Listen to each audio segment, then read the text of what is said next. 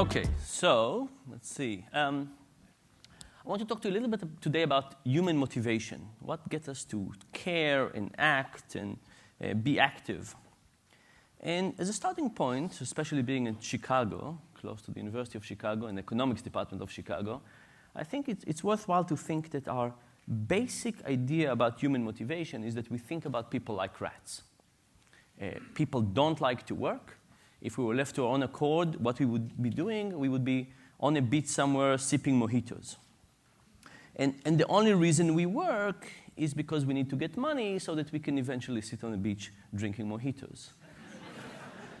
But the basic motivation is to enjoy leisure and not work, and everything else is just a distraction from it in order so we can do that. And it's a fine model, but we should ask ourselves, is this really a correct depiction of human motivation? Is this really what gets us to act and to do things? And one challenge you could think about is mountain climbing. If you look at people who've climbed different mountains and the depictions and histories and stories, you would think this is the most miserable thing in the world. People are cold and frostbite, it's hard to breathe, it's difficult. I climbed a little peak in the Himalayas many years ago, and you would think that you would get to the top and you would sit there and enjoy the view. No, it's cold, it's miserable, you're tired. Just go down as fast as possible from that point on.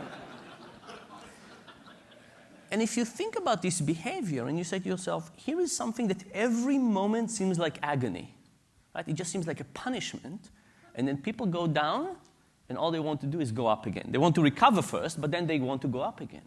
How does this view fit with our notion of people sitting on the beach drinking mojitos? It looks like people are either suckers for punishment, right? We want to punish ourselves, or that what really motivates us is not relaxation, it's not comfort, it's other things. It's about achievement, it's about conquering, it's about pursuing some goal, it's about arriving at some peak. I actually became interested in this topic when one of my ex-students came to talk to me. His name was David. He left the university a few years earlier, and he became a consultant or some banker on Wall Street. And he worked for a big bank, and he told me that for a few weeks he worked on a big presentation for a merger that was going to happen. He worked evenings, he worked overtime, he created this beautiful presentation with statistics and graph and description. He was really proud of his work, and he really enjoyed it. And then he'd send it to his boss, and his boss said, David, great job, the merger is canceled. And he was just devastated. And the interesting thing about this is that he said that from a functional perspective, everything was great. Here he was. He did a good job. He enjoyed it while he was doing it. His boss appreciated it, and he was certain that he would get a raise when the time came. But at the same time, he couldn't care now. And he was working on some other document at that point and just couldn't care to the same degree. Now the question is, what happened to him? What is it? Everything functional was okay, but something was missing. So to look at this, I decided to do a couple of little experiments. And the experiments we started with were about building bionicles. So bionicles are little Lego robots with about 40 pieces, and you're going to build them.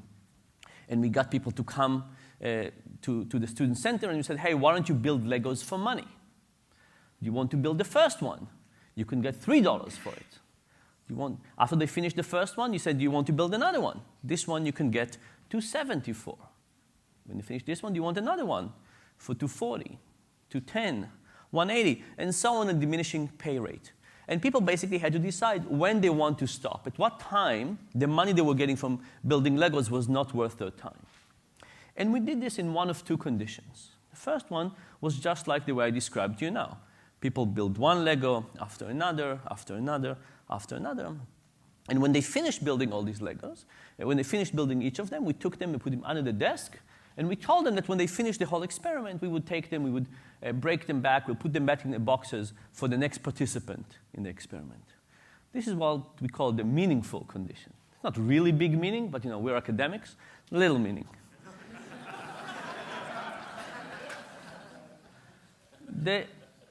The second experiment we call the Sisyphic condition. And in this experiment, people started building one Lego, and when they finished it, we took it back from them, and we said, do you want to build another one? And if they wanted to build another one, we handed them back the second one. But as they were working on the second one, we were taking apart the first one in front of their eyes. Right? And then if they wanted to build a third one, we would give them that one back. So it was a complete recycling. And we called it a Sisyphic condition after Sisyphus, who kind of pushed the rock over the same hill over and over.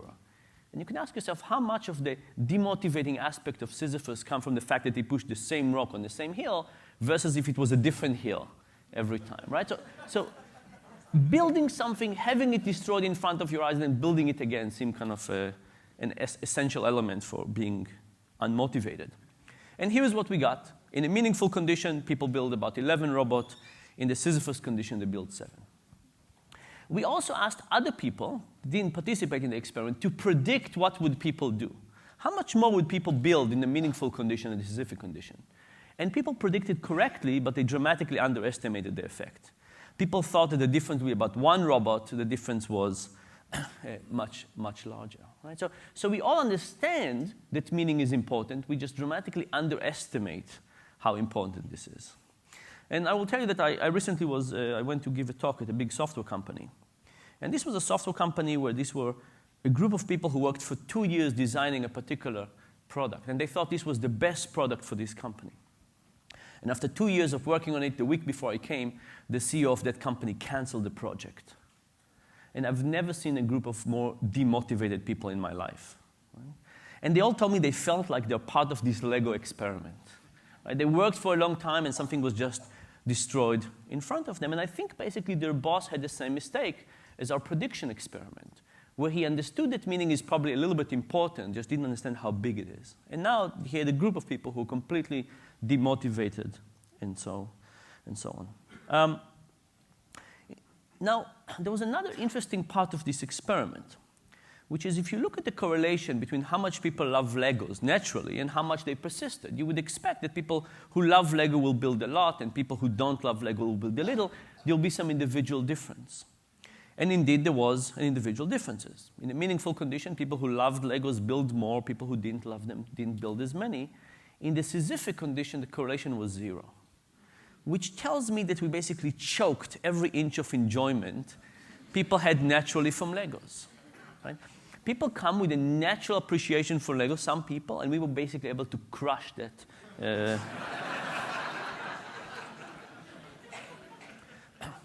So the next experiment, we wanted to find out even what smaller differences could make.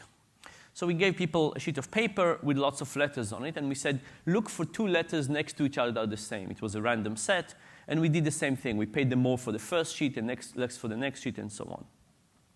And we had 3 conditions. In the first condition, every time you gave me a sheet, if I was the experimenter, I would ask you to write your name on the top. I would look at it like this. I would say, uh-huh, and I would put it on the pile. In the next condition, you didn't have to write your name. I would just take the sheet of paper, and without looking at it, I would just put it on a big pile of paper. No acknowledgement, just putting it down. In the third condition, if you gave me a sheet of paper, I immediately took it and shredded it. And now the question is, how much will people work in those 3 conditions? And what I'm going to show you here is what is the minimum amount of money that people are willing to work for, right? How long did it go? So low amounts of money mean that people enjoy it more. So we got a replication on the first result. In the acknowledged condition, when you say, uh-huh, people were willing to work up to 15 cents per page, really low wages. In the shredded condition, they wanted twice as much money. And now the question is, what happens in the ignored condition? Is the ignored condition like the shredded? Is it like the acknowledged and somewhere in the middle? It turns out it was very similar to the shredded condition. So if you really want to demotivate people, shredding their work is really good for that. But it turns out that simply ignoring them gets you a big part of the way. In fact, almost.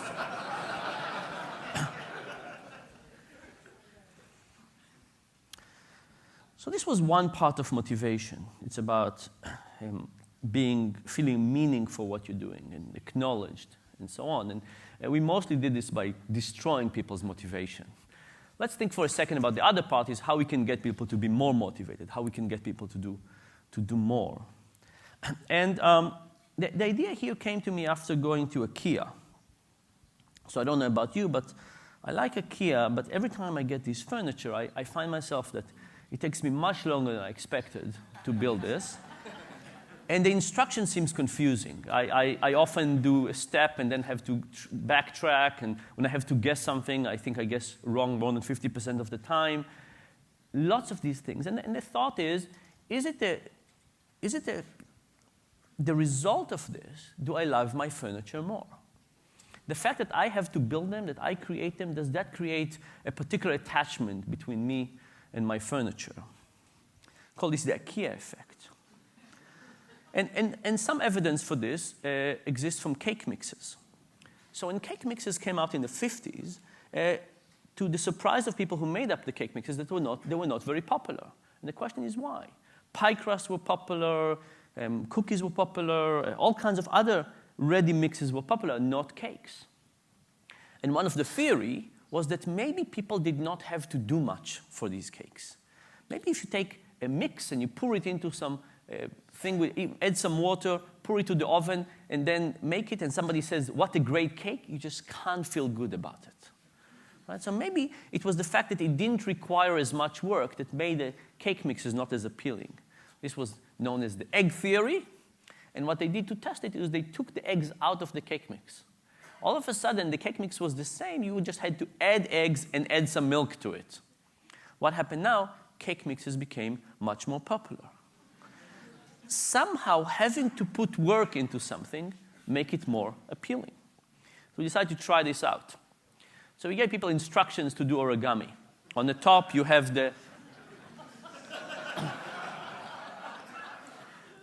on the top you have a list of what all the signs mean, and then you have a list of instructions of how to do origami. It's not that easy to do, and we asked people to do it. And what happened? People created stuff that didn't really look like it was supposed to. Right? These were not origami experts. But if we looked at how much people valued the origamis, there was some auction and people could bid for it and so on, it turns out that people who did not build the origami thought it wasn't that exciting, and people who built the origami thought it was just fantastic. Right? People who built that origami thought it was great. But moreover, people who build the origami, when we asked them to predict how much do these other people value these origami, they thought they would value them as much as they do. So what happened is that the people who build the origami not only thought it was wonderful, they also thought that other people would view it in their way.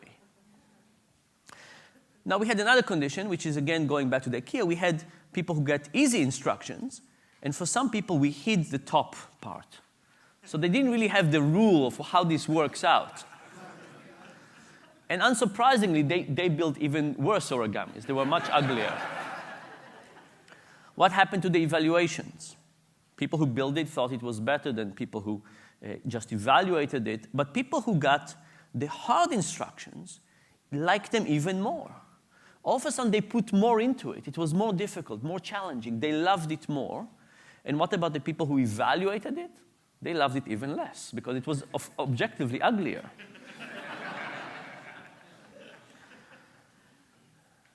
I think we can think about kind of a good metaphor for this as kids. These are my kids, by the way. And imagine that I asked you, how much would you sell me your kids for? Right? Imagine I could erase your memories and your thought and your emotion about your kids. How much money would I need to give you to compensate you for that? That's one thought. And most people on good days would say lots and lots of money. Or imagine that you didn't have kids and you came to some playground and you met some kids and you played with them for a few hours, and after a few hours you knew a lot about them. And as you said goodbye, the parent of their kid said, you know, by the way, they're for sale if you're interested. How much would you pay? Right? And most of us would realize that not that much, right? Because the fact is,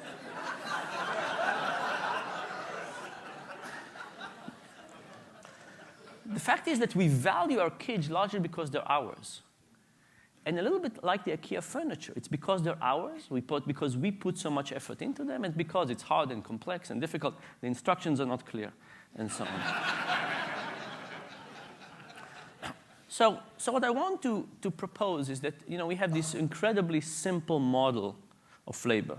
Motivation is payment. That's basically it. And if you think about what we do in the workplace, that's basically the model we use. But this is not the right model. In fact, if you think about anything that you see in the world, it's very hard to think that this model is a good description of human behavior. It's not described zero, but it's definitely not a really good description of what happens. In reality, we have lots of other things. We have meaning, feeling of creation, challenges, and so on and so forth. And unless we understand those different elements, I don't think we could create the right environment. Now, just as one side comment, we can take money and we can make it fulfill other motivations. So, for example, we can get pride and get people to be proud in how much money they get. We can get accomplishment. We can get competition. Money can be a substitute for all of those other motivations. But it doesn't mean that inherently it's about all of those motivations. So human beings are complex. We have lots of things that we strive for, like in mountain climbing, and reducing all of it to just what salary we're getting is just not the right model. And finally, I want to tell you something about Adam Smith versus Karl Marx. Adam Smith has the notion about efficiency in the workplace. The notion was that if you take, for example, the creation of a pin in the old days, and you say, what's the efficient way to create a pin? He said, if one person creates all the steps to make a pin, it's incredibly inefficient. But if you get 12 people, and each of them make one step of creating a pin, all of a sudden, together, there's a huge efficiency in production, and the output from the factory could be dramatically higher. And that was the notion of efficiency and productivity. Karl Marx, on the other hand, had this notion about alienation of labor. How connected do you feel from it? And if you take the creation of a pin and you make it into 12 steps and each person does one step, how connected do people feel if they're doing the same thing all the time, all the day, and they never see the progression or creation or the final product on what they're doing? And I think that in the pre-industrial age, Adam Smith was right. You could get more value out of increased efficiency that you could get from alienation of work. But we're not at that age. We are now in some kind of knowledge economy for lots of things that we care about. And I think that in the knowledge economy, things actually have reversed. If you say, let's take a task, programming, creating a computer, whatever it is, and break it to lots of little tasks to make everything much more efficient, maybe we would get more efficiency in the Adam Smith world, kind of world, but would we get the same kind of improving, caring, motivation, meaning? And perhaps what we're doing is we're just doing the wrong approach. And we take now a big task and try to divide them into lots of things. We're actually hurting ourselves. So I think that now things are actually reversed. And just as a final comment, I think we can do lots of things to get people to motivate. I think we can do things to get people to motivate to do much more, but at least I think we should try not replicate the Lego experiments in day-to-day life. At least we should try not to decrease people's motivation, which is something I fear we're doing way too often. Thank you very much.